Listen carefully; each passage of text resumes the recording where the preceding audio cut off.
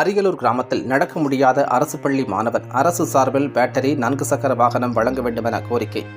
கள்ளக்குறிச்சி மாவட்டம் சங்கராபுரம் அருகே உள்ள ரிஷிவந்தியம் சட்டமன்ற தொகுதிக்குட்பட்ட அரியலூர் கிராமத்தைச் சேர்ந்தவர்கள் கூலி தொழிலாளிகள் அரசன் சாந்தி தம்பதி. இவர்களது மகன் 15 வயதுடைய தனுஷ் அரியலூர் கிராமத்தில் உள்ள அரசு மேல்நிலைப் பள்ளியில் 9ஆம் வகுப்பு படித்து வருகிறார். தனுஷ் பிறவியிலேயே நடக்க முடியாமல் வளர்ச்சி குன்றி பிறந்துள்ளார்.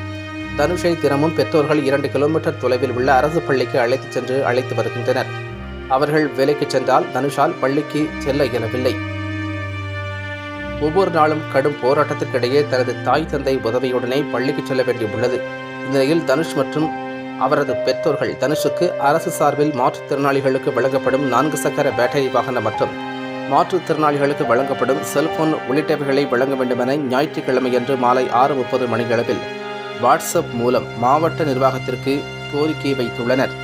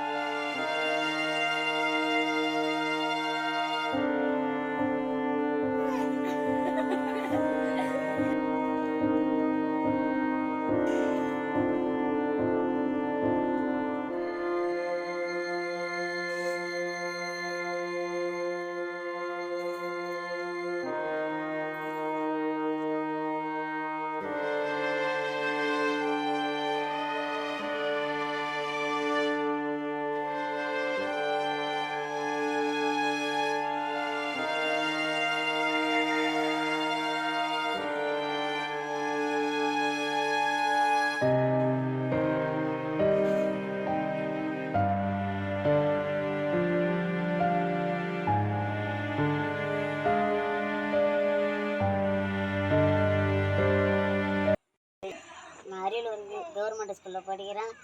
எனக்கு எங்கள் அப்பா அம்மா தான் தூக்கிட்டு போய் விட்டு வராங்க. ஒரு சில நடந்து போகிறேன். போகிற வழியில் உக்காந்து தான் போகிறேன். எனக்கு கவர்மெண்ட் பார்த்து ஒரு சைக்கிள் ஒன்று கொடுங்க. கை கால்லாம் வலிதுன்னு உக்காந்து வரேன்.